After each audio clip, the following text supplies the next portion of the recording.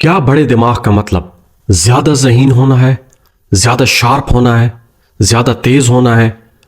انسانوں میں بھی دماغ ڈیفرنٹ سائزز کے ہوتے ہیں۔ ایک انسان کا دماغ چھوٹا ہے تو وہ کم ذہین ہوگا، اور جس کا دماغ تھوڑا بڑا ہے تو وہ زیادہ ذہین ہوگا۔ زمین پر جتنی بھی جاندار ہیں ان سب میں سب سے بڑا دماغ تو ہاتھی کا ہے۔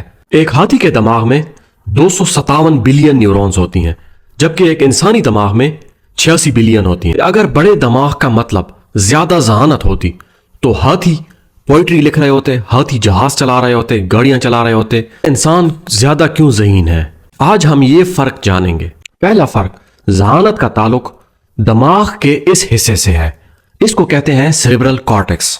اگر کسی دماغ کے اس حصے میں زیادہ نیورونز ہوں گی تو وہ دماغ زیادہ ذہین ہوگا۔ اب ہاتھی کا دماغ انسانی دماغ سے 3 گنا بڑا تو ہے، لیکن اس کے سیریبرل کارٹیکس میں 5.6 بلین نیورونز ہوتی ہیں، لیکن جو انسانی سیریبرل کارٹیکس ہے اس میں 16 سے 26 بلین نیورونز ہوتی ہیں۔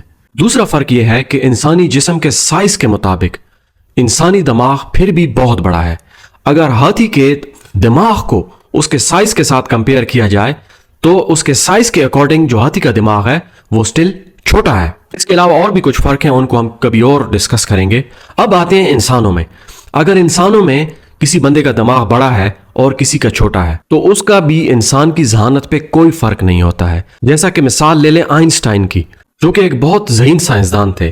ان کا دماغ ایک ایوریج انسانی دماغ کے مقابلے میں چھوٹا تھا۔ تو ذہین آپ کو کیا بناتا ہے؟ آپ کے دماغ میں جو نیورونز ہیں ان کے جو آپس میں نیورل کنیکشنز ہیں، آپ نے ان نیورل کنیکشنز کو امپروو کیسے کیا ہے؟ Through learning, through experiences, through training. In short کہ آپ کے دماغ کی وائرنگ کیسے ہوئی ہے۔ ایک چھوٹا دماغ جس کی وائرنگ بہت بہترین ہوئی ہو ایک بڑے انیفیشینٹ برین سے بہت بہتر ہے۔ میرا نام ڈاکٹر ذوالکفل ہے اور میں ایک نیورو سائنٹسٹ ہوں۔